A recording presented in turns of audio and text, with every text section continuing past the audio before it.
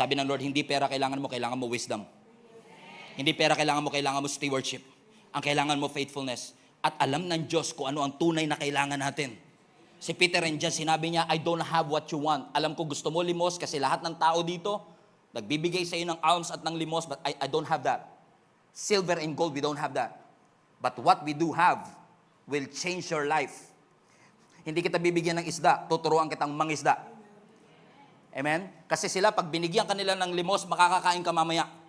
Pero yung gagawin ng Panginoon sa iyo today, hindi ka lang makakakain, mamaya, babaguhin ng Lord ang kabuuan ng iyong pagkabuhay.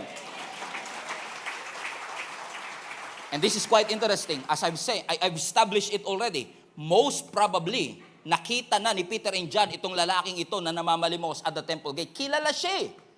At kasama pa yung ibang mga beggars by that time. But why now? In fact, many scholars are actually saying, many commentaries are actually saying, that even Jesus had probably saw this man before. Because itong pangyayari nito is just 50 days after Jesus was crucified. Wala pang 2 months. And Jesus was always going to the synagogue. So there are a lot of scholars are actually saying, most probably nakita na rin ni Jesus ito. At nung nakita ni Jesus, ba't di niya pinagaling? Why now? Right? Why now? And kung hindi man si Jesus, si Peter and John, every single day, dumadaan sila sa beautiful gate. Pero why now? Alam kong busy sila, hinahabol nila yung 3 p.m. service, probably they were running late. Pero bakit ngayon pa? And maybe, just maybe, many of you are actually have intentions why you come to church today. Kung bakit ka pumunta sa simbahan ngayon. Maaaring sinasabi mo, kailangan ko ng spiritual boost, parang nangihina na ako.